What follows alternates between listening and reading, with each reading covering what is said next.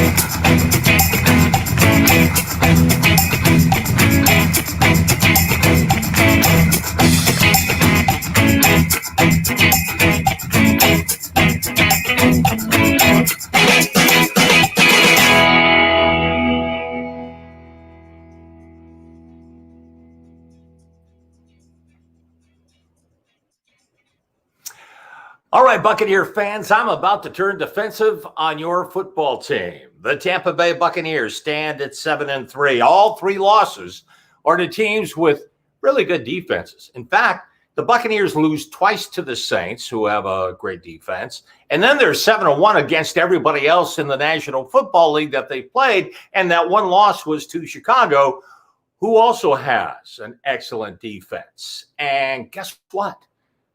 They're now going to take on a team with the best defense right now going in the NFC and one of the best defenses in the entire NFL, the LA Rams. And this is a team that brings pressure on the quarterback like you would not believe. Number one in the National Football League with sacks. The Bucs are right behind them, but the problem is the only time the Tampa Bay Buccaneers are able to play very well is when Tom Brady is protected.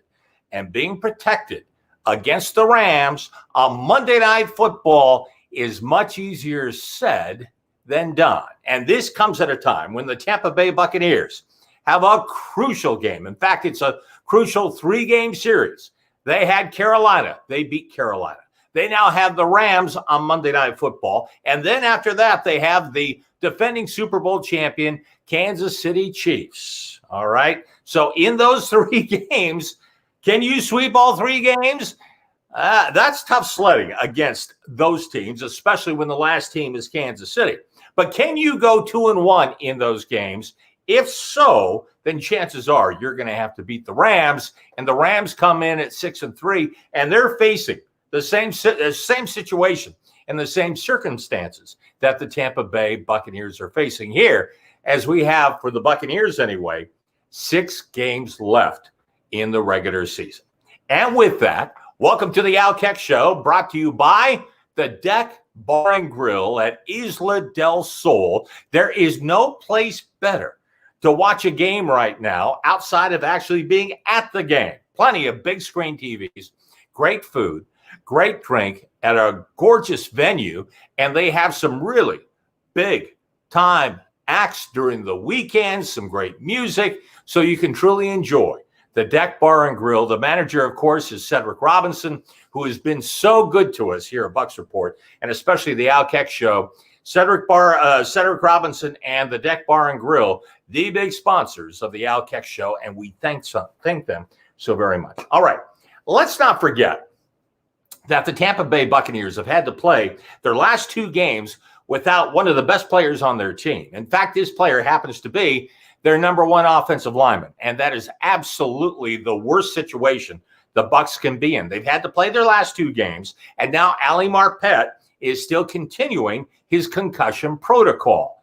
As of tonight, he still has yet to pass the concussion protocol. There will be another test tomorrow, and the Bucs are hoping that they will get Marpet back at that time, and he can practice throughout the week to get ready for the Rams on Monday Night Football. The great part in this is that there is one extra day in order to get ready for those Rams, since it is a Monday night game. But rest assured, if there's anything the Buccaneers need, it is their number one offensive lineman at left guard to help Donovan Smith at left tackle when they take on a pass rush like this with the LA Rams.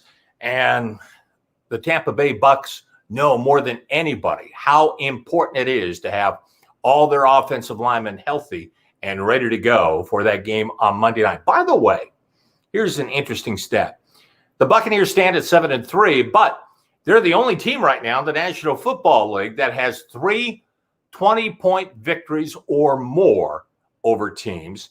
What that means is that when they're good, they're really, really good, and they're hoping to be really, really good Monday night against the Los Angeles Rams, a team they beat by plenty, rolled up a 50 spot on at a time when the Rams were undefeated, and that loss led to a frustrating season for the Tampa Bay Buccaneers. And believe me, the Rams remember, and the Rams want revenge. Okay, let's play some Maybe It's Me.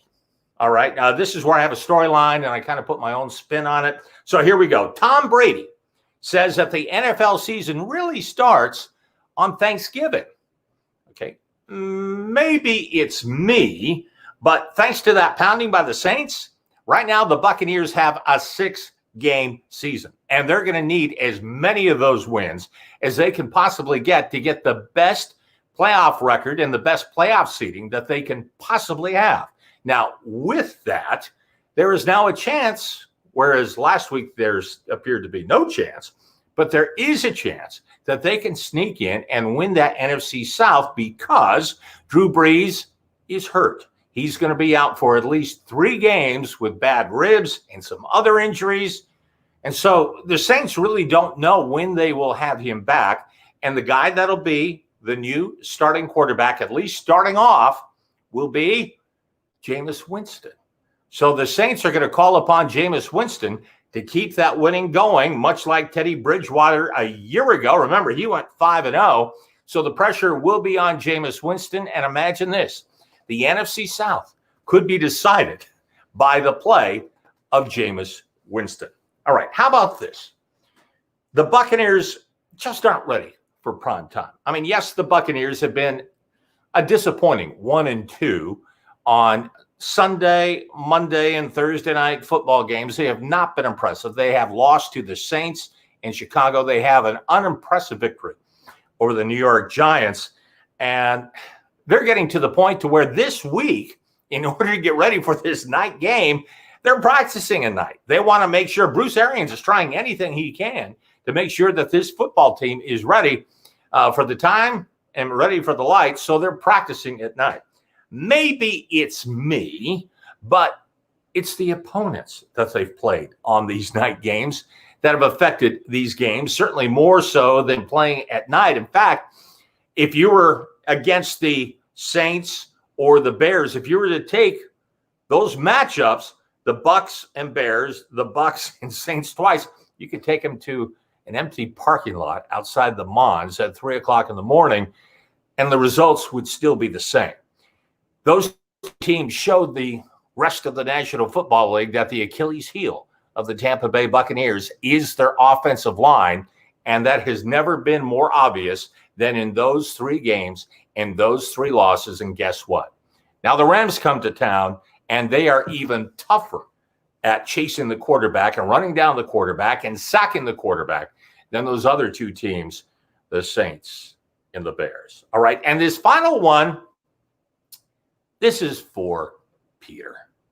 And after his 98-yard touchdown run yesterday, here's the comment. Ronald Jones should be the bell cow for the Tampa Bay Buccaneers in running the football. Jones, as Peter calls him, the victim of volume.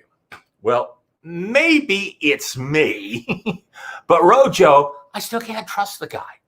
I still cannot count on him to make the big play at the big time every time he goes out. There are other running backs that you can count on with that. But certainly not Ronald Jones, because he's had too many fumbles, too many drop passes, too many broken assignments, too many troubles blocking and protecting Tom Brady, to where he's simply been inconsistent. In fact, let's go over that day that he had on Sunday when he had that 192 yards on 23 carries. Okay. Now, included in that was that 98-yard touchdown run. Okay. You take that away, and all of a sudden his day is 22 carries for 94 yards. Okay. That comes out to about 4.5 yards, 4.3 yards per play, per carry. That's very average around the National Football League. Leonard Fournette has taken carries away from Ronald Jones, and it's been the two of them fighting for this job. And Leonard Fournette had 103 yards in 12 carries against Carolina the first time around. So obviously Carolina is not the best team as far as defending the run in the National Football League right now. And he had a 46-yarder that he broke away for a touchdown in that game as well. And so you take that away, and Fournette had 11 carries for 57 yards in that game, or 5.2 yards per carry. And it's very, very obvious that the difference between the two, one of the biggest differences, is the fact that Leonard Fournette is simply better at catching the football coming out of the backfield than Ronald Jones. We've seen that throughout. He's had fewer targets, but more catches and more yards. I'm talking about Leonard Fournette. And he's been more effective in catching that football. And those are the little things right now that the Buccaneers need. So here's what's going to happen. And even though Peter doesn't want to hear this, this will continue on. And this is what's going to happen in this running back situation. They will continue to start Rojo in the first. They will go to Leonard Fournette in the second quarter. And then from there, they will ride the hot hands from there for the second half. So maybe it's me. All right. One of the reasons why I love doing this show is that I do it for selfish reasons, because this is an opportunity for me to talk to some people that truly understand the game of football, people that truly understand what it's like to play in the National Football League, people that have had a history with the Tampa Bay Buccaneers, and they can tell some great stories about what has happened over the years and everything that has gone on. And it really makes for some fun listening. And that's what I like to bring to you. My goal every time I do this show is simply to entertain and inform. And to me, the best way to do that is with really rock solid interviews. Okay. Not guys from, other websites or, newspaper reporters or whatever. I want former players. I want guys, former coaches. I want people that really have a history in this game and can really teach all of us more about this game that we love. And to me, there is no one better than this guest that I have today. He's a guy that played 21 years as a quarterback in the National Football League. We are talking about former Buccaneer Steve DeBerg. This is a guy that didn't become a quarterback in high school until his senior year. In fact, he was a backup offensive lineman, but he was a great athlete. And the coach at the end of the year, they had a starting quarterback who was pretty good, that in fact was recruited by Nebraska. But by the time DeBerg was a senior, they were looking for a quarterback. And so what happened was the coach brought his five best athletes out to the football field, gave them a football, and the guy that could throw the football the best was the guy that was going to become the quarterback. Well, that guy was Steve DeBerg, the guy that would go on to play 21 years in the National Football League. That's how Steve DeBerg first got his job as a starting quarterback.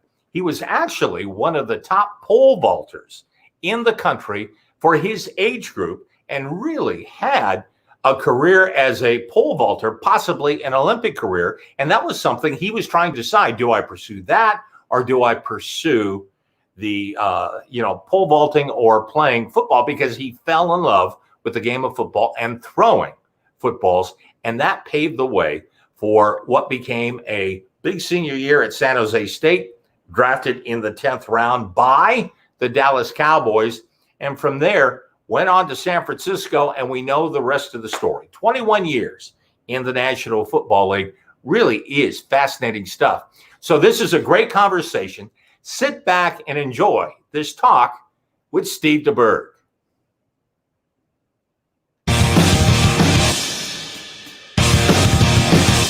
People ask me a lot of times, who was the main person for you making it in the NFL? And I've always said it was Roger Staubach.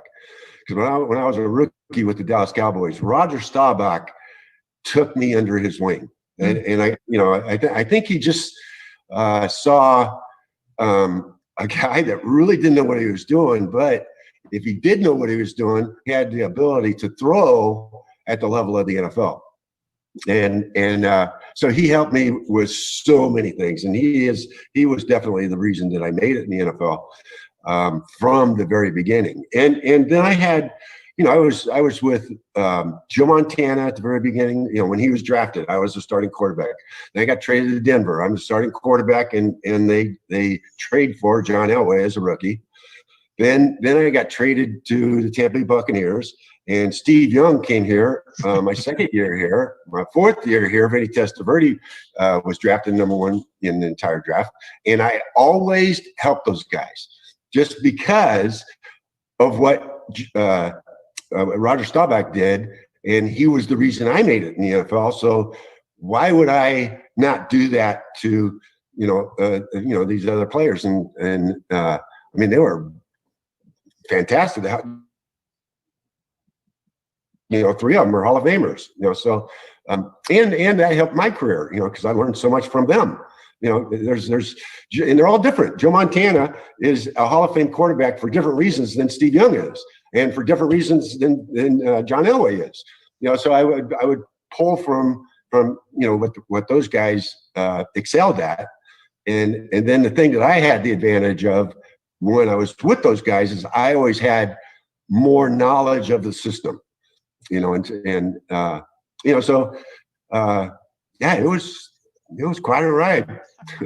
An amazing, not bad for a pole vaulter, huh? Yeah, right, exactly. I want to ask you about Montana and Elway and Young, Dan Marino, Vinny Testaverde. If you were an NFL general manager, and this may be tough, but I'm still going to ask you, if you were an NFL general manager, out of that group, who would you start? Well, you talking about my era or the present era? Well, let's go the present era. The present era would be Steve Young, because that's just the kind of quarterbacks. They're more athletic now.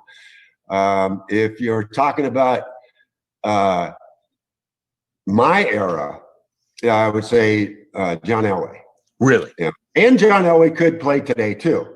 But yeah, during my a lot of people used to ask me a lot, who do you think the best quarterback is? So now this is back in the 90s, and I always said, at that time, most people said Joe Montana. And I always said John Elway. And then, the reason was Joe Montana was a fantastic quarterback, but he had more talent as a team than John Elway did. And John Elway still went to, I think 4 Super Bowls and lost 2 and won 2. With less talent. John Elway was amazing. He was really good. Vinny Testaverde could throw the football, like John Elway. Steve Young didn't have as strong an arm, but he was extremely accurate and athletic. And Montana, he was extremely athletic, extremely competitive. You wouldn't look at him and say, this is an amazing athlete. He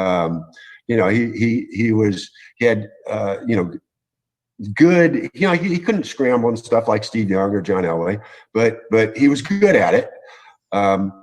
And then Dan Marino, if you just want to talk about the first thrower that I ever saw, it was Dan Marino. And I actually used to try to, well, I did. I studied all quarterbacks, but the quarterback I studied the most to try and emulate their techniques to improve mine was Dan Marino.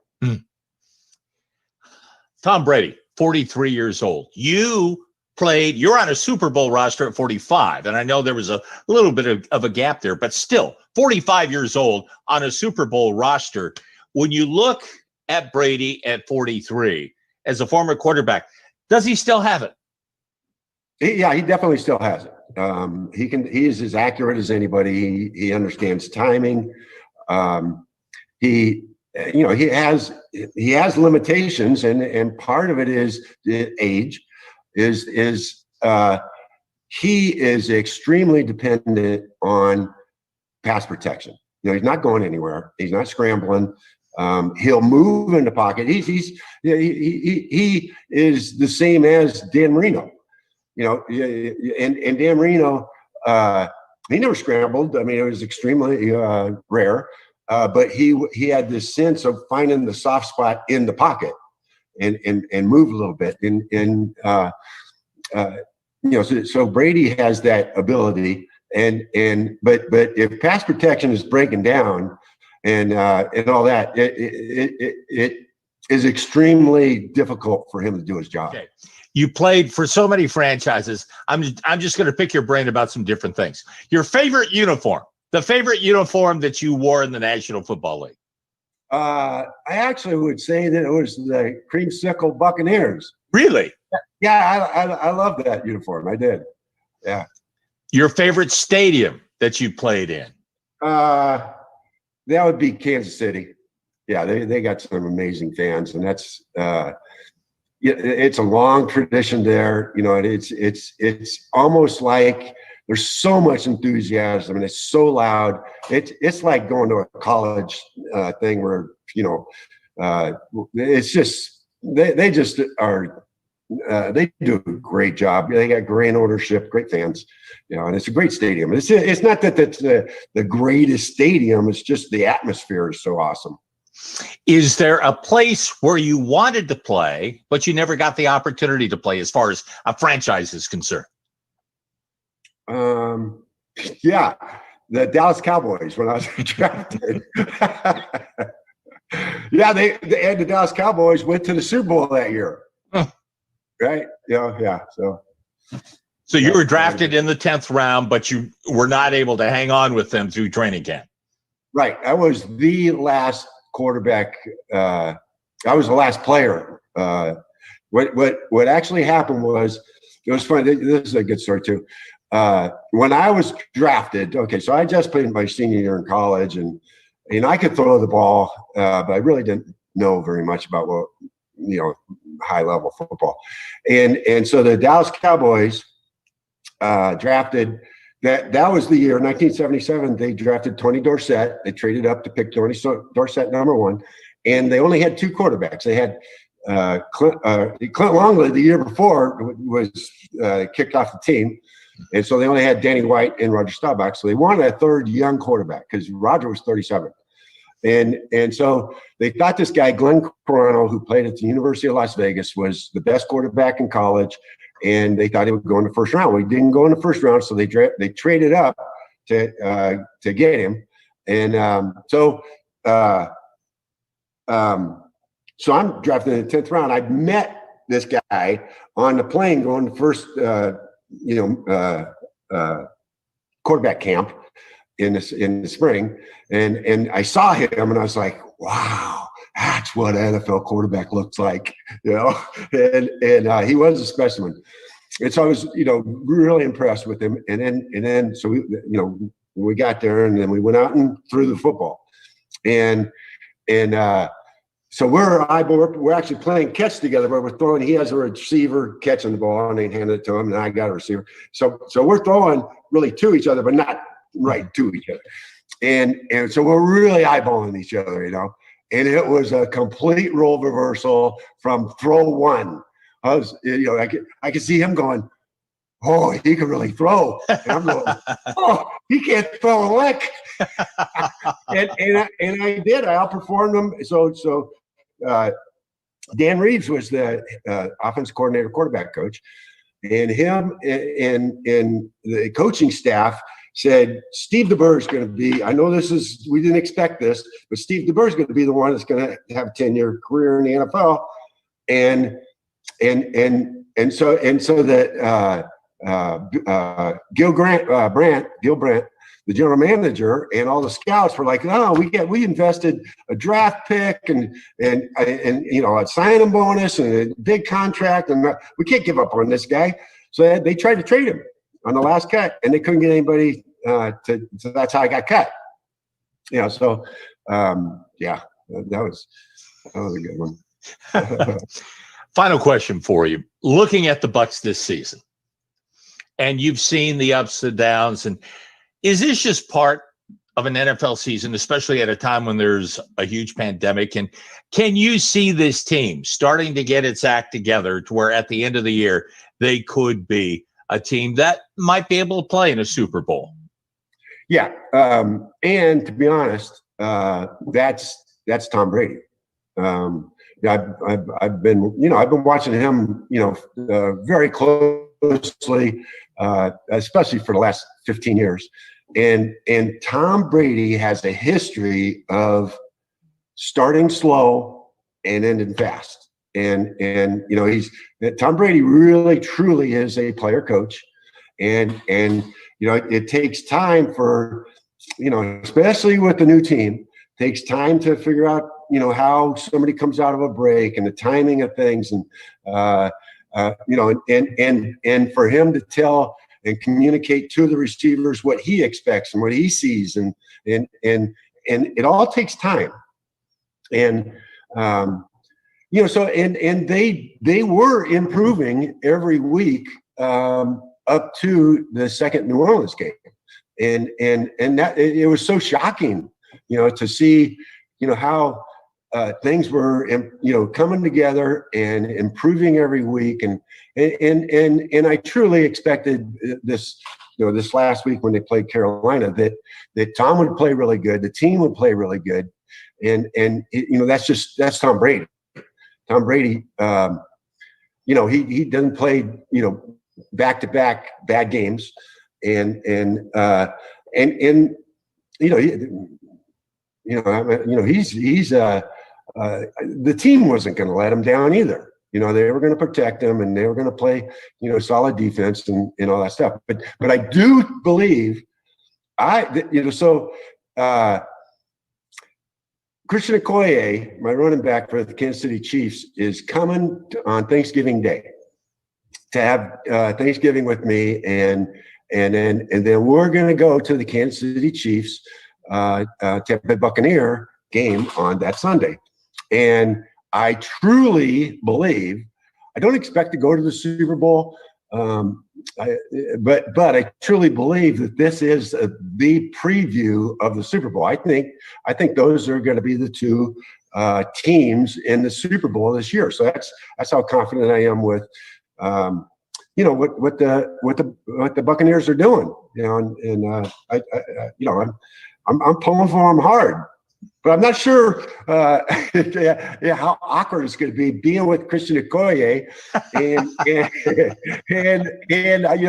those are my best years were in Kansas City, but I played for the Tampa Bay Buccaneers the longest of my career, and this is home, so it's going to be not even sure, I'm not sure what to wear.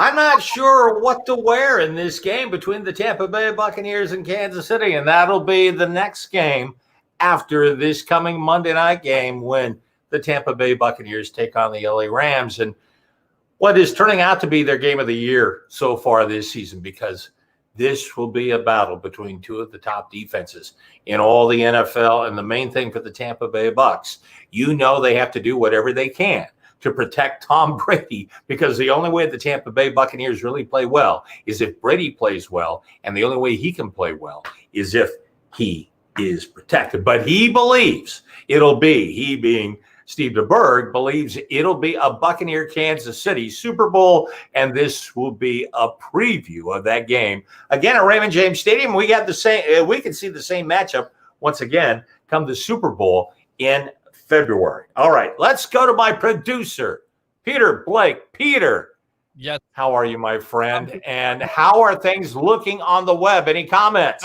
absolutely. Let's go out to these comments here. Let's go out to Donnie. Donnie says we will beat the Rams 27-21. James says Rams O-line's not great. Golf is very inconsistent. Take the Bucs to win in a close one. James says also Ali Marpet coming back to battle Donald. Mike says Ronald Jones did his job. James Berry says 4.3 yards a carry is not average. I'll take 22 carries for 97 yards every week. You can't take any run away. Every run counts, just like when Barry Sanders had 2 runs for 60 yards versus the Bucs. Even though we held him in check for most of the game, the 2 long runs killed us, and that's what matters, not only the 2 yards a carry.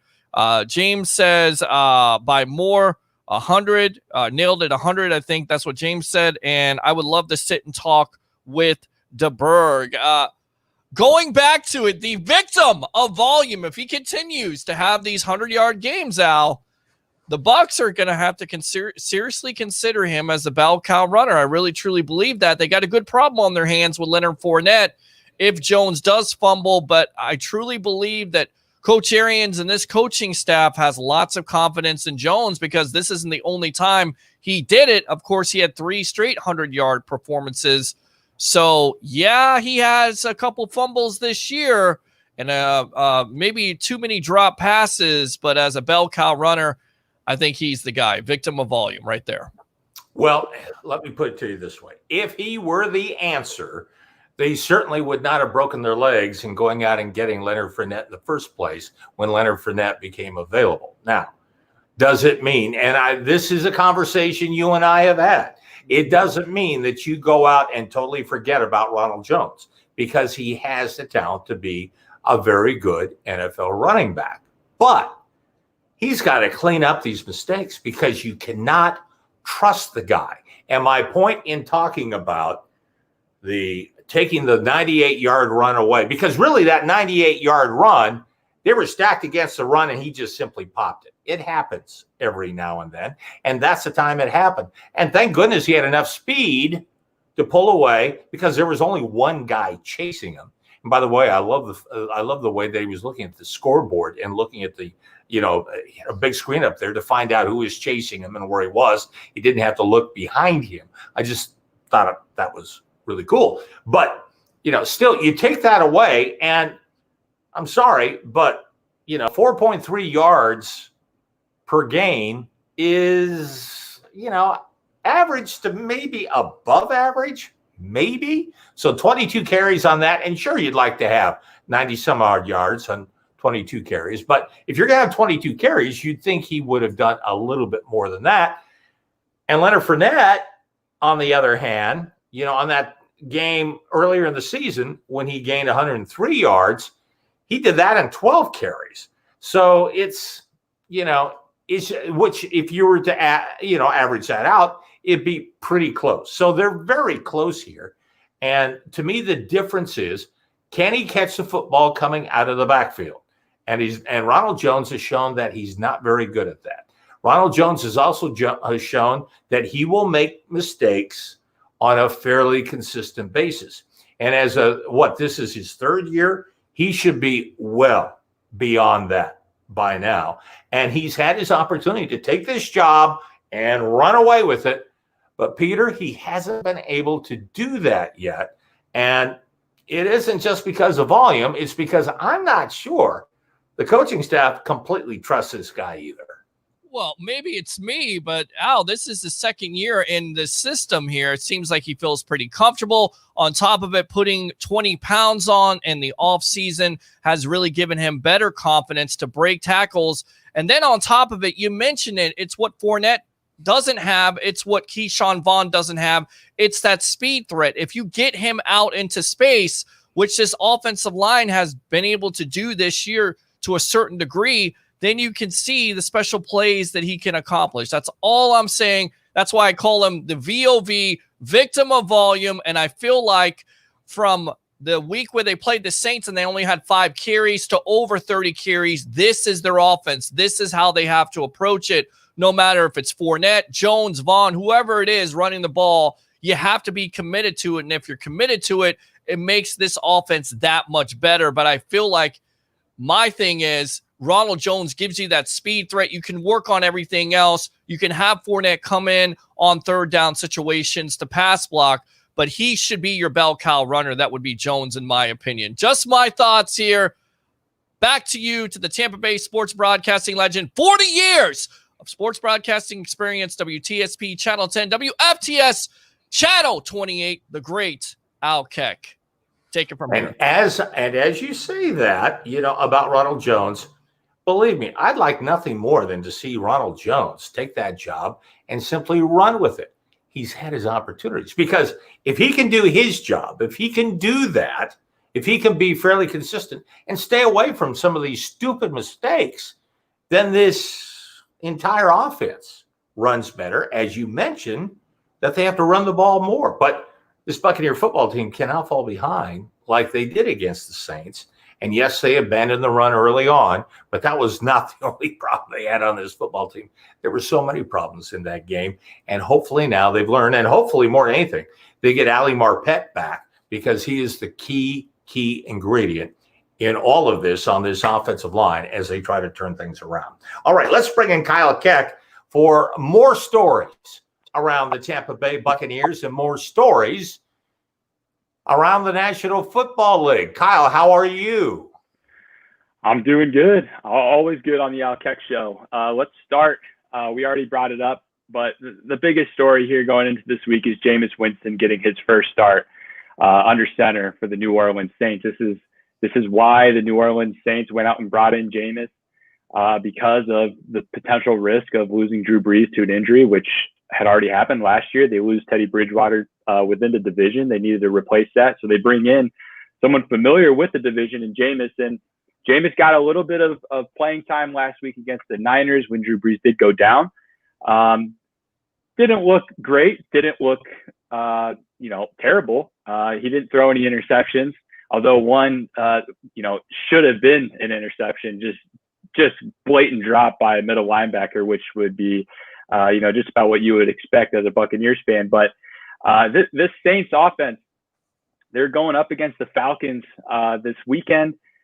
Falcons are resurging, coming off of a bye. Raheem Morris has really kind of turned the team around a little bit, given it a bit of a boost that it needed.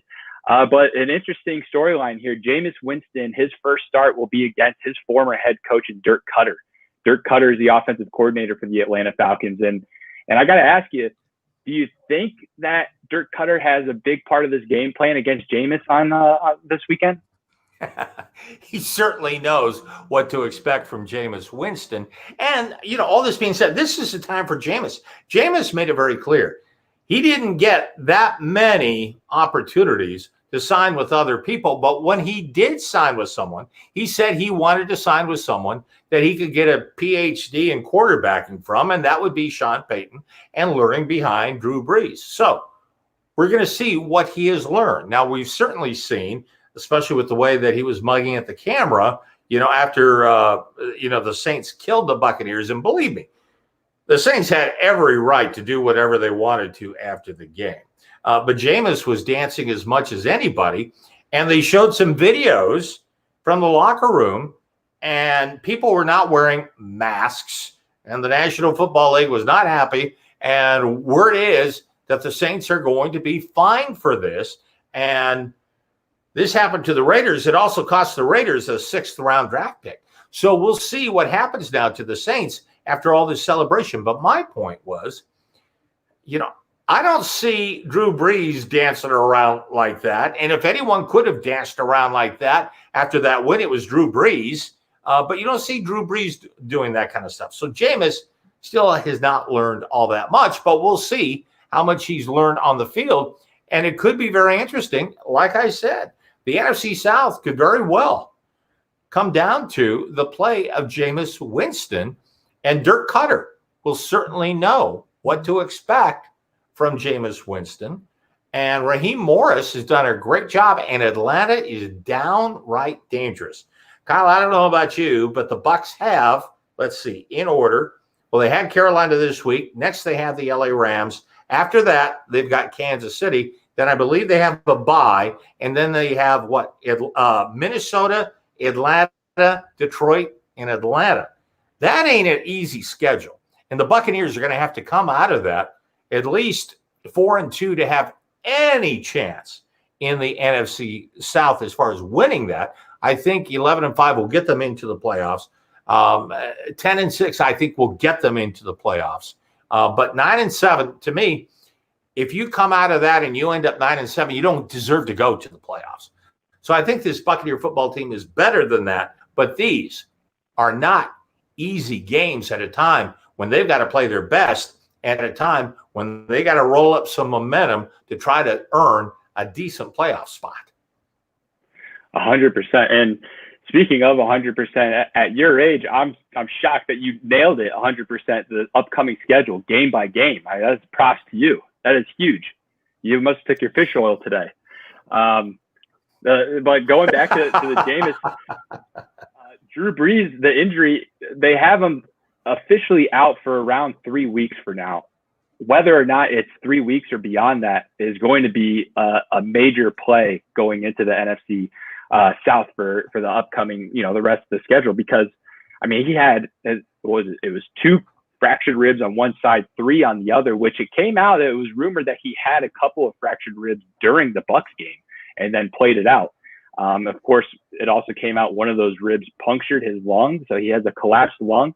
I mean, this is a serious injury to where we could, possibly see Jameis play out the rest of the season. And if that lung and those ribs don't heal up well for Brees and the Saints make the playoffs, which people would expect they would, you might have to see Jameis in the playoffs. But when it comes to Jameis, this is what he asked for, and this is what all the huge Jameis supporters have been asking for Jameis. And I'm as guilty as anybody who knows me. I have been guilty of throwing Jameis under the bus like a lot of other Bucs fans.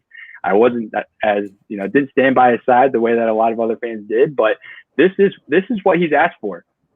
A championship team, a championship coaching staff, a top running back, a top offensive line, a top wide receiving core, a defense that can, keep you in a game. So there are no excuses for Jameis Winston going up against the Falcons and beyond. He knows the NFC South by the back of his hand, and he has everything that he's been asking for. So I other than the Bucs games, as much as I hate the Saints, I can't wait to watch the Saints going forward. I think that obviously Jameis Winston has an opportunity here to really do something. And let's make it very clear. Everyone knows he's playing for a new contract and he's auditioning for somebody out there. It might even be the Saints for all we know. But I do believe that if there's anyone that can get a quarterback ready for these games, it'll be Sean Payton. And I also believe that Taysom Hill, who a lot of people believe could be in some combination involved in the quarterback race as well, not just this season, but also in the future. I think Payton will be using both. And if there are any major mistakes, he's not going to think twice about bringing Taysom Hill in. I don't know how much Jameis will start, but I do believe that Jameis has the talent to be a starting quarterback and an effective starting quarterback in the National Football League. It's been his judgment, both on and off the field, that has been the difference here. And as I've said, the only person that can stop Jameis from being a success in the National Football League is Jameis. And that's the sad part of this story, that a guy with that much talent, that was the first pick in the entire draft, it's come down to, okay, can you get over yourself in order to have success in this league? Because if he just doesn't throw all those interceptions in those last 2 games, and those interceptions did cost the Bucs in those last 2 games victories, there's no doubt in my mind that the Buccaneers would have signed him, and he would have signed him to a deal well north of $22, $23, $24 million a year, and would have signed him to a long-term deal, and he would have the type of contract that he wanted. But it was those mistakes that not only cost the Buccaneers those games, but also cost Jameis Winston a big contract. So can he get that contract somewhere else? We're going to see what he can do. But I agree with you. Those games will be must-see TV. It'll be fun to watch. Yeah, absolutely. It'll be a lot of fun to watch. And if he does end up going, say he goes undefeated say he only plays 3 games and Drew Brees comes back. If he goes 3-0 in those games, which I think the Chiefs are sprinkled in there in those upcoming 3 games, and a road game against the Eagles, which, against a normal Eagles team would be tough. This year it's an unknown. If he somehow manages to go 3-0, if he just plays 3 games, he'll get that big contract that he's looking for. I mean, you don't think a team like the Bears would like Jameis Winston right now if they see him go 3-0 with the Saints, or, I mean, anybody, sorry, I almost said a bad word there. The Washington football team, I think they would be delighted to have him based on what they've had to deal with this year. So definitely interesting to see going forward, to see what Jameis can do in Nolans. Let's go on to the upcoming matchup, Bucs-Rams. The Rams, I mean, this is, if you want to see if the Bucs are ready for playoff football, it's this week. It's a primetime game. It's Monday night. It's at home. And it's against the Los Angeles Rams that are going bonkers as of late. They just put a whoop-in recently on the Bears. They put a whoop-in on the Seahawks this past week. They held Russell Wilson to 248 yards and 2 interceptions, didn't give up a single touchdown to Russell, who was in talks as the leading MVP candidate before last week. Some interesting, things going into this game. I think this is the ultimate test for this Bucs offensive line. Let's see if this offensive line learns anything after that terrible Saints loss. They're going up against Aaron Donald, who's tied for second in the league with 9 sacks. They're going up against another very good defensive lineman, Leonard Floyd, who's tied for 8th in the league with 7 sacks. This will be the absolute ultimate test for this offensive line, and another ultimate test for Brady and these wide receivers. This Rams defense has Darius Williams at cornerback, 4 interceptions. He's tied for 3rd. And then a quiet year for this guy, Jalen Ramsey, though. Nobody's talking about Jalen Ramsey, and it's because nobody's throwing his way. He doesn't have a whole lot of stats this year because nobody's throwing at him. He's only been thrown at 37 times this year, and we're in week 10. In a heavy passing league, that's absurd. So, I mean, it's going to be a tough day for Brady. It's going to be a tough day for Mike Evans. I'd really you would assume that Jalen Ramsey will be on Mike Evans. I'm really excited to see if Evans can, and you and I were texting during the game on Sunday against the Panthers. And I think you and I feel a lot like, other Buccaneer fans. We're tired of watching Mike just cry for pass interference calls or holdings. Just finish a play. You had the one play where he was whining for one in the end zone and just didn't even finish the route. Could have easily, had he powered through it, caught in a touchdown. And we've seen that throughout, a lot of his career, but a lot this year. He's been very frustrated with officials. Will be really interesting to see him go up against big, nasty Jalen Ramsey and the way that he can handle that emotionally and physically. And you talk about the other wide receivers, Chris, Godwin.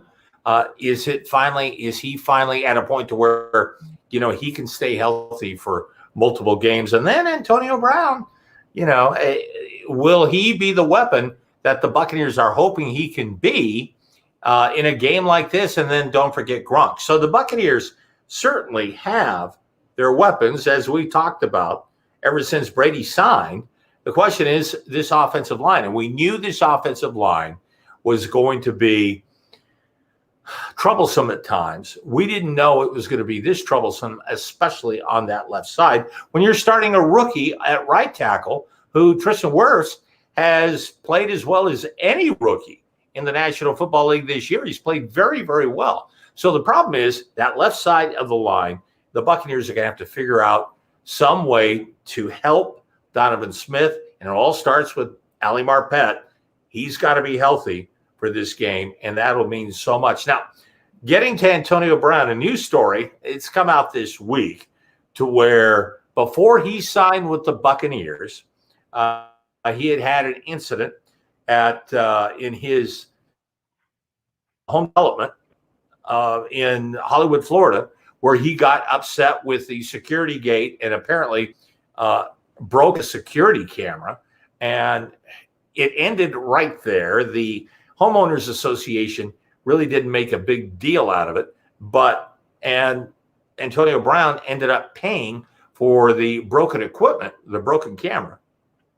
But still, it's come out. And Antonio Brown is on such a small leash and on such thin ice right now that there are some people that are making a big deal out of this. And I just have to remind people that this isn't even going to be the big issue with Antonio Brown, because supposedly next month it may get delayed, but next month you have that civil case against a woman who's claiming that she was sexually assaulted by Antonio Brown, and she wants money. And there will be things that will come out in this trial that may bring more action by the National Football League against Antonio Brown. Now, what the Brown is hoping is that they can delay this until after the Super Bowl or sometime in March, when this proceeding can be held, and we'll have to wait and see if that works. So if not, that could be going on in late December, early January, and however that comes out may also affect Antonio Brown, and that could have a bigger effect on his career with Tampa Bay than any of this stuff about a security camera. So my advice to the Tampa Bay Buccaneers: you signed him and you brought him here, and Tom, you wanted him here, and Tom, he's living in your house. Okay, take advantage of him right now. You need to take advantage of him right now against the LA Rams and next week against Kansas City. Yeah, I mean, the Buccaneers knew that when they signed Antonio Brown that they were going to run the risk of stepping in crap. That's just to put it in layman terms. I mean, that was the situation. It was worth the risk. I mean, Bruce Arians is no risk it, no biscuit. It was worth the risk on investment to bring him in. And if it works out, you know what you're going to get. If it doesn't work out, you know that, you can just cut ties and have, hardly any financial loss because of it. If it does become a thing, like you said, in December with the upcoming civil suit, if that ends up being an issue for the Buccaneers, then we would expect the Buccaneers to cut ties. And if it does come to that, I know a lot of Bucs fans are pretty worried about that happening. And, with losing a very good wide receiver, but also the distractions that it brings at a very tough time with the playoffs coming up, shortly after December.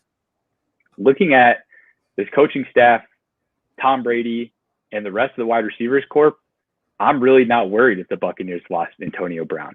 I mean, we bring him in, he's 2 games in. He didn't change anything against the Saints.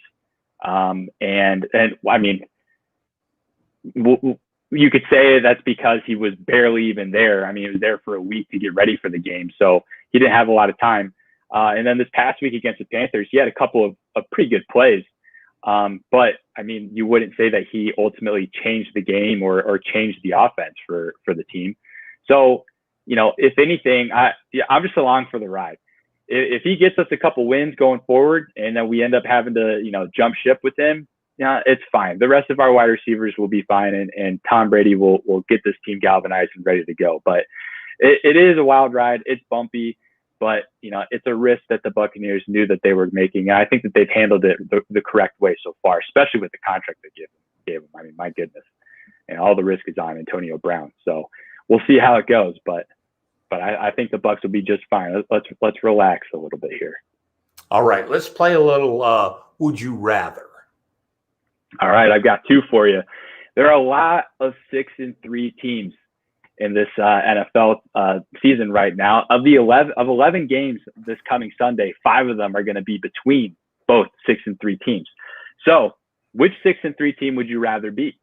Would you rather be the Seahawks, they've dropped the last 2? They're in a 3-way tie for first place in the NFC West. Or would you rather be the Miami Dolphins, who are only a game back from the Bills in the AFC East? Well, first of all, you can't compare the NFC East to the NFC West. everybody in the NFC West is extremely tough. In fact, the worst team in the NFC West is what? San Francisco. And San Francisco's just had some really bad injuries. And so San Francisco, though, can come up and bite you and beat you. In fact, they beat the Rams earlier in the season. So as far as Miami's concerned, in the AFC East, I think, they get to take on the likes of the Patriots and the Jets. And other than Buffalo, I like Miami's chances there a whole lot better than I like than having to play in the NFC West. I'm gonna go the opposite of you. I actually think I'd rather be the Seahawks. If there's one quarterback that I know in this league can get things going in a tough division, it's Russell Wilson. And he's got an insane wide receiver corps in DK Metcalf that is just, he's the LeBron James of wide receivers just on body alone. They'll get Chris Carson back soon. Their defense will come around, you would think. And in the AFC East, the Bills are tough. And yeah, you get the Jets; those are free wins. But New England is still scary. They're 4-5, but they've got some stuff that are coming along here. You can never count them out. With Cam, he had a good game against Baltimore. Tough defense and really bad conditions. So I'd still rather see the Seahawks with Russell Wilson in a tougher division. Okay, last one here. Speaking of the Jets, if you're Trevor Lawrence and you know that the Jets have the number 1 pick and you know they're going to take you, would you rather be drafted by the Jets or stay one more year at Clemson? And there have been rumors of that, but whether or not he would actually do that or not, who knows? I can, and I know I'm in the minority on this. I would much rather have an opportunity to play in the Big Apple and play, even though it is the Jets, because one of these days they will get the coach and the general manager job right, and that can be a fun place to play if you have success. And I do believe that even the Jets, if they end up taking Trevor Lawrence, they'll find a coach that can coach him, and they will find a general manager that can fill in pieces around him. I don't think that playing for the Jets is as bad as a lot of people tend to bring up, because, you're still talking New York. You're still, they do play, ugly cousin to the New York Giants, but still, it's not like the Giants are so tough right now and they steal all the headlines, and, they are, winning games at a crazy pace. The Jets, Trevor Lawrence can go and he could have the city of New York in the palm of his hands if he plays it right. And what better place to have a fan base in the palm of your hands than in the Big Apple and with the New York Jets? No kidding. I'm with you. I'm going to the Jets. Wouldn't you wouldn't you love to be the quarterback that could be the next greatest quarterback for that franchise outside of Joe Namath? That would be an awesome feat to have, and to be. Because if you succeed with the Jets in New York, you're selected to stardom. If you're a star quarterback in New York, then you're the star of the country. And not only that, there's really no point to stay one extra year at Clemson, because odds are the Jets will have the number 1 pick next year. So might as well just get there, get 1 year under your belt, and forget the risk of injury. And get major money. Yeah. Anything else you got? We'll add one more. Let's go to Chicago and the Bears.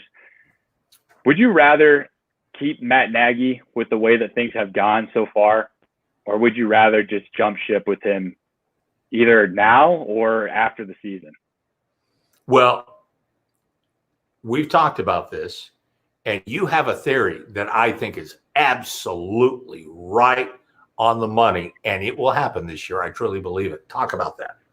I think I'm glad you brought it up. I'm so bought in on this idea, and I haven't heard this yet up here. I'm in the suburbs of Chicago. I haven't heard this yet, But I believe in 2021, the Chicago Bears are bringing Keck back. They're going to go and get Jim Harbaugh from the University of Michigan and bring him back to Chicago, where he was a former quarterback. It makes way too much sense. I mean, you got to think that Harbaugh is done at Michigan after this year. He really hasn't done anything there. He's totally underperformed. You would think that since he's underperformed at such a big, perennial program at the NCAA level, that not many other perennial programs are going to want to go and bring him in and pay him the money that he's going to be asking for.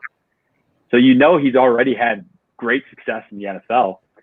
And when he did have that success, it was with a team that had a really good defense, a team that had, he made the quarterbacks who they were, and Alex Smith and Colin Kaepernick, and a team that had a serviceable running game. And when you look at the Bears, they have just about all of it. They've got a great defense. It's already there.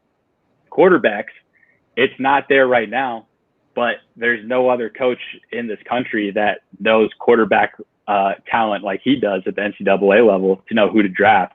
And he knows exactly right now, if you were to ask him, hey, what free agent quarterback that's going to be available next year, who would you go get? He knows exactly who he'll go get. So there's not a lot of coaches out there that know quarterbacks and know defense and know Chicago the way that Jim Harbaugh does. So to me, head coach of the Chicago Bears in 2021 will be Jim Harbaugh. And I agree with you. And the way you line it up makes total sense. And I think that the Bears would be the one job that Jim Harbaugh could leave Michigan for, and people just would not give him a bad time over that. It would make total sense because he's as much a Chicago Bear, a Bear person, as he was a Michigan man. And so I can definitely see that happening. And, Matt Nagy, has certainly fallen out of the graces. And one of the reasons is because he's not been able to really develop a quarterback yet.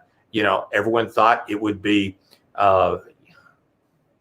Trubisky. That has not worked out. Then they thought bringing Nick Foles in, that Matt Nagy would be able to pull that out of him. He really hasn't. So, sorry to cut you off. I was just going to say another theory that I have with the Bears. And again, I'm surrounded by it up here. I think that Matt Nagy, he's been getting so much criticism up here. It's been insane. I mean, they've been just ridiculing him with the play calling. He gave up play calling for the first game yesterday against the Vikings. He gave it to one of his assistants.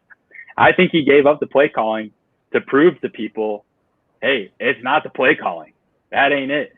It's just this team. This is not the job for me. I think he just gave up play calling to fully show, hey, this is not the right fit for me.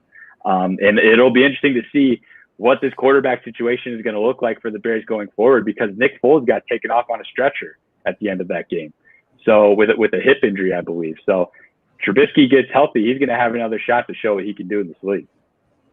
All right. Kyle Keck, as usual, thanks so much with all the insight. And we'll be texting during the week, obviously, and certainly during the game on Monday night. Absolutely. Go Bucs. All right. Kyle Keck from Chicago talking about the National Football League and talking about the Tampa Bay Buccaneers. All right. I love to close with a story from my 40 years in covering sports in the Tampa Bay area and around the country. And one of my first years in doing this, I did it in Spokane, Washington. And in Spokane, they had a minor league hockey team. And the parent club was the Edmonton Oilers, who had just left the World Hockey Association, and they were joining the National Hockey League. And of course, the top young player for the Edmonton Oilers was a teenager named Wayne Gretzky. Well, back then, the Oilers came to town to kind of beat the drum for the minor league team, Spokane, and their minor league hockey team. And they wanted to try to sell tickets. So they brought some players from Edmonton down for interviews. And among the players was Wayne Gretzky. So we're in a room. Again, this is my second year in the business. And I go up to Wayne. I extend my hand. And I said, Wayne, my name is, and he just points at me. He says, you're Al Keck. I said, how do you know me? And he says, we get your station up in Edmonton on cable, and I watch every night. I watch all the time. So it's nice to finally meet you.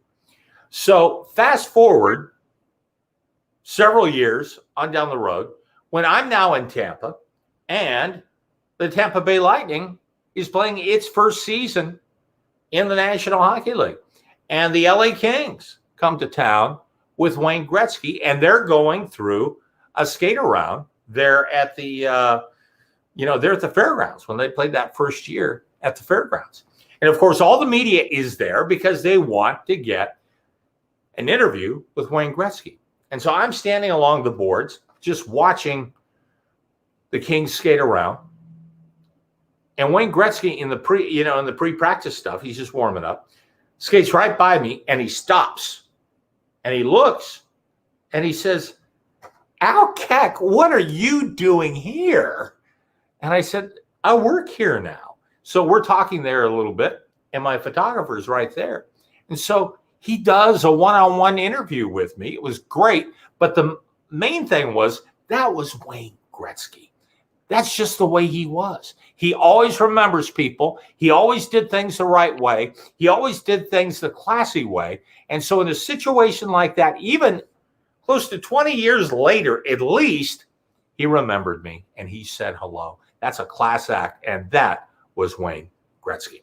I want to thank you for joining me tonight. I want to thank Steve DeBerg. What an interview with Steve DeBerg. Just great stuff. And again, he says it'll be the Bucs and the Chiefs in the Super Bowl, and he played for both. He doesn't know. He doesn't even know what he's going to wear or the colors on that.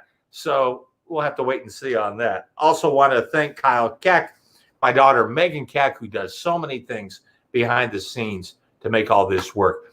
Peter Blake, who is the best producer anyone could ask for in a situation like this. I'm here at my place. He's at his place.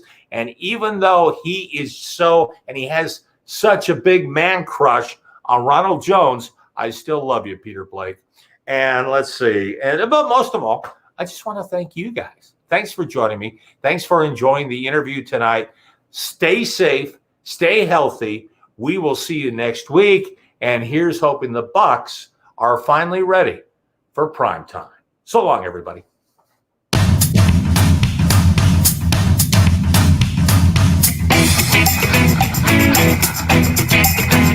Thank you.